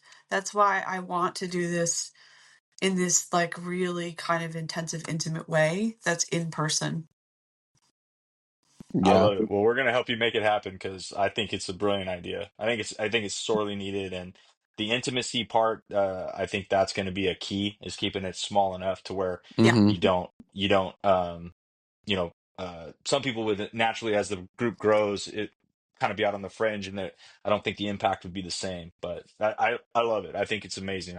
We definitely, Eric and I are both excited to see what we can do to help you out. Yeah. thank you. Plus, my house isn't that big. So, like, there's like a natural limiting factor. Like, I can Yeah. comfortably house three couples, and it's such a long distance I've come from years working in the VA, where like it's a really like a doctor patient kind of setting, to a place where I'm not proposing that, I'm doing therapy on these weekends. It really is more like a teaching or training or a master course. So, it's a different kind of relationship, but bringing people really into a space that's mine, that I have curated to make this place and this space feel just like so memorable and positive, as an inflection point for people to really gain a whole new understanding of relationships and move in a very different direction. That's my goal. Yeah. I love it. Yeah. Yeah. I think it's great for sure. Like that's Yeah. if I was married, Doc, I would go with my wife, Oh, but well, I'm not there's married. another one I want to do actually. Like, I'll probably do them like if I can get support, I want to do them once a month. Maybe I'll do some like twice a month. We'll see. Some months. But the second one I want to do would be for single people, and would be around helping people understand kind of how to not get burned again. There's people that have had a lot of painful breakups and relationships, and um, really resetting around that and understanding like when you're thinking about a relationship, how do you assess whether it's sort of seaworthy, if you will, Shane? Like, how do you know that boat's going to hold and be able to weather the storms? Well, there's a whole set of insights and a process for thinking that through. And that would be something I'd like to share with first responders and people in general. So singles in general. I don't know if I'd batch them together, but that's another idea that I have, that if there's traction there, that would be interesting. Is it going to be co-ed? Can I meet someone there? No, I'm just kidding. No, I'm kidding. Yeah. Oh, that's never thought I No, about it think, that way. That no, is I'm yeah. kidding. interesting. No, I'm So kidding. break, I'm you have totally to, kidding. no, what you're gonna have to do is break all these guys from like Tinder and all these other app sites that they're on all day long at the Yeah, I'm firehouse. learning. Like Yeah. I learned from this couple that like there's like levels of commitment. It's like I guess people that are like Tinder here and Hinge here, and then like I guess Match.com and eHarmony Yeah. here. Like there's this gradient of like, Right. supposedly what people are looking for, but what's happening out there. This is really interesting. Again, a whole other maybe conversation, but used to be when we were finding people in relationships, so we would meet them out in life, in Mhm. churches, in special interest groups, in activities, in jobs, in school, whatever it was, out in real world situations. And somebody that you wouldn't have been attracted to at first can become really attractive to you, like pretty quickly because of their personality traits. So you don't get that like rush of like, oh my gosh, that person is like beautiful or hot, but like they become so irresistible to you because you see who they are. Like you start to see their soul a bit.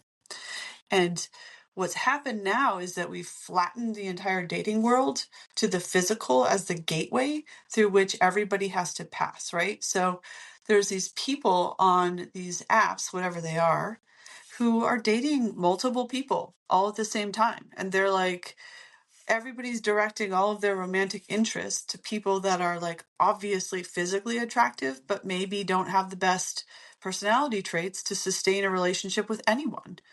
And so I'm hearing more about these, it's not exactly catfishing, but like people really dishonestly playing the field and not wanting to commit to anything. And a lot of people are getting burned and feeling like, hey, I really want to meet somebody and like build something, but it's very hard to do it when the way we date favors the sharks in the dating pool. It really Hmm. does. Yeah. Yeah. You said something in the beginning, Doc. It's like, I think with, Shane and I talked about this with choices. It's like, there's a lot of choices out there right now. Like what you're saying, right? It's like, there's so much shallowness out there. And I think what you're talking about is getting that small, intimate group. It's like with, social media and internet, there's pros and cons to everything, right? But I feel like there's so much noise, and just going back down to the simplicity of life, of human Yep. interaction, being with each other, learning about the person, right? And like you said, the intimacy of your home and learning the basics of a relationship, communication, um, all that kind of stuff, I think is what we're losing. And to Yep. get back to the basic foundation of that, I think it's great, Yeah. because there's just so much mess out there, and it can easily get lost. And I think it's just awesome for sure. What would be amazing? I'm just thinking out loud. Is like Stella has a center in Corte Madera, which is not too far from the house. What would it be like to have people get the injections right before the retreat? Get treated and then come into the retreat, reset, and maybe because spouses, if they have secondary PTS, post traumatic stress injury, we could, Shane, we've treated like that couple that was there when we were in Chicago. That was Mhm. really beautiful. Being able to do their treatment together at the same time and give them like a mutual reset versus like one gets treated and the other one's kind of observing their partner change but not going through it. That would be really powerful. Of course, Oh, yeah. yeah. Yeah. No, And I love it. that's yeah. Yeah, there's so much like with trauma bonding and in the fire service for specifically. I always laugh because the codependency is through the roof, and these guys that are single are seeking out these women to rescue because it's the rescuer mentality. And so many of these guys can't be alone. I mean, guys get divorced and they're back in a relationship within a few weeks sometimes. I mean, I got buddies that just got divorced after 20 years of marriage that are back in full committed relationships within a month, Yeah. and then married within a few months, and then right back at, and it's just, and then you get a guy like Eric who's an anomaly. I mean, he doesn't do that. You know, he's single on purpose. It's intentional. It's not like it doesn't have choices. But then these other guys that I work with that are just like, it's like they just can't stop. I mean, they date on a 4 day off. They'll go on 10 dates, you know, Yeah. because they're looking for the perfect one. Yep. And then I've seen them like find what they think is the perfect one. Then you Mm. meet them and you're like, Mm. she's a mess. She's a Yeah. disaster. Like, what do you Yeah. do? And then you're like, oh, you're gonna save the day. You're gonna be the hero, and that Yep. makes sense, you know. And it goes into the trauma bonding and codependency, and it's like yeah. I mean, you're gonna have a limitless lineup of people that need that. Will Yeah. they have the insight though to know that they need it? That's the question. You Yeah. know, I don't know. Hmm. I'm interested sometime to have that conversation about what you're defining as trauma bonding or codependency to make sure that Yeah. like we're talking about quite the same thing. But yeah, I mean, I've Well, seen that pattern play out too, though. yeah, I think there's lots of if you're willing, there's lots of future episodes to because I'd love to delve into grief with you.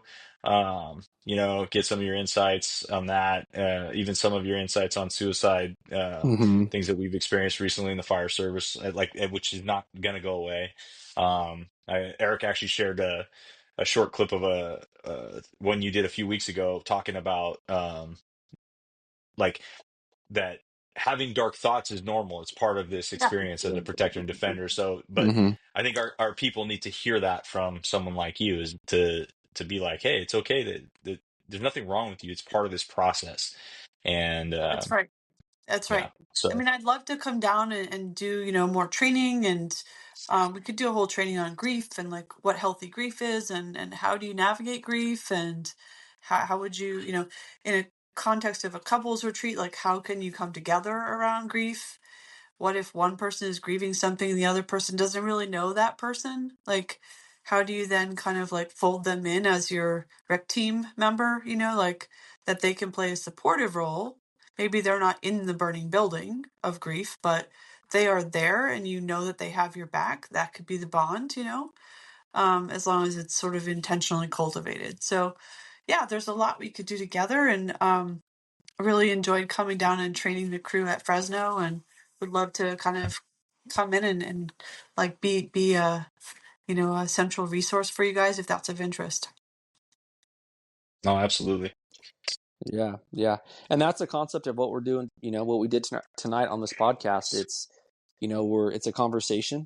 It's everyone's part of the Rick team, right? Anyone that listens to this podcast, it's like, hopefully the ones that are listening, it's like they resonate with stuff. They feel a part of the conversation right now. They feel like, oh, I can take something from that, or I'd go to that retreat, or that's a good idea. Like, we're just really trying to create that's how cliche it sounds, but a team environment of growth, right? And I feel like the more you grow, you realize you're not alone, and you realize, hey, everyone's trying to figure it out. Everyone's got their challenges, and Yeah. you eventually have to, work and figure it out, right? With Eric says this, Shane says this, Doc says that, this Doc says that. You put everything together, and now you start making some of your decisions, and you start going down your path. And that's mainly what we're trying to do here. Yeah, I think it's So great. I think it's great. It's fun to catch up and you Yeah, guys are it's been doing great. good things. You're doing good things. So Well, see, you yeah. taught us well, Doc. Hopefully, you're proud of your little ducks. We're learning. uh, Yeah. no, Um, you guys are awesome. I mean, really, I learned too. So it's a Yeah. well, we team. appreciate it. Yeah, for sure.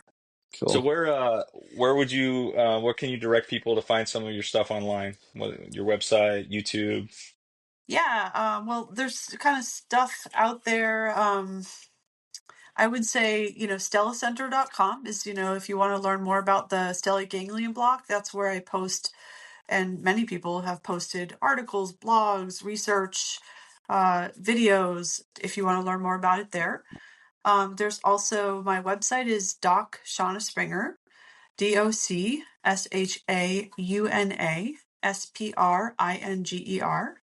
and then I have Dr. Shauna Springer as well as a backup in case the first one fails for whatever reason. My personality, right? Always have a plan B.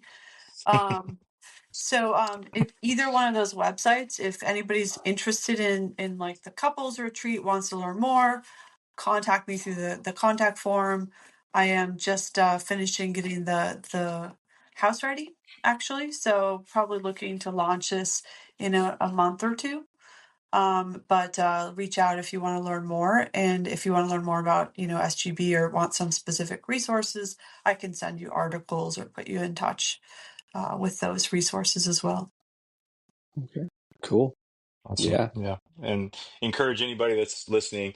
You can go to Amazon and get the Doc's books, Warrior, which is excellent. Relentless Courage. That's the story of a law enforcement officer who was involved in an on-duty shooting. Also, a unique way that you wrote that book where you kind of had him write it, speak from his voice, and then you sort of speak from a clinical side. And that was a really cool way to present the material. So, encourage people to check that out and go on the Googles and YouTube and pull up doc stuff. There's lots of good stuff out there. So, Yeah. hey, He just just totally yeah, gave thanks me a for compliment that I'm like smiling about because he didn't actually write any of that book. I wrote the whole thing, and like it says it in the beginning, but like the thing that I was trying to do is write in his voice. That's what kind of gotcha. like helped me understand first responders. Is that was how I was trying to challenge myself. Okay, if I'm going to support this tribe, then I need to be able to interview him and then write as though I were him. And we're transparent about that. Like it's in the front of the Yeah, book. Like this is how we wrote it. But he was like, I'm not going to write it. I've written too many reports. I don't want to write. But his story and his courage was so important because so many people are going to resonate with pieces of Michael Segru's story, his courage, and how he talks about his inner experience with these different calls and these different traumas. It's been life-saving for people. And with Warrior, I just found out actually this morning that it's on Spotify. I had sold the audiobook rights, yeah, so I didn't even know that until someone told me this morning. But if people want to like, if they're on a commute or filling out forms or whatever, and you want something on in the background, that people can also now get it on Spotify apparently. that's cool. Yeah, I think Awesome. now that I think about it, I think that's where you have him read it, his portion, Yeah, Michael, right? yeah, we So in read the the Audible audiobook. version, he read Yeah, it and you read your part. So I exactly. think that's what I was thinking about. But You're right. it's just a super cool concept and all the stuff you do. I can't tell you how much I appreciate you and love you. So thanks for coming Thank on you. tonight. It's been awesome catching up. Awesome. Um, Yeah. yeah, Yeah, Yeah. me me and too. Mario definitely come up and participate in the couples retreat. Yay. We should do it. Yeah, that sounds Yeah. great. All right. We'll find Talk it. to you We'll guys find soon. Eric a Brazilian. Yeah. Whoa, dude. Yeah, I dig it. This is like a married at first sight is what you're getting yourself into, just so you Yeah. know. Yeah. Kidding. Kidding. Right Where on. where can we reach you at, Shane? RICfirecaptain@gmail.com. Cool. And then you guys can reach me at epadgettcoaching@gmail.com. Shane, thanks, dude. Doc, thank you. Thank you Um, both. and if anybody has any questions, reach out to us, email us, get in contact with Doc Springer. And we're all here for each other. So just keep fighting on, stay strong, and we'll see you guys in the next one. Right on.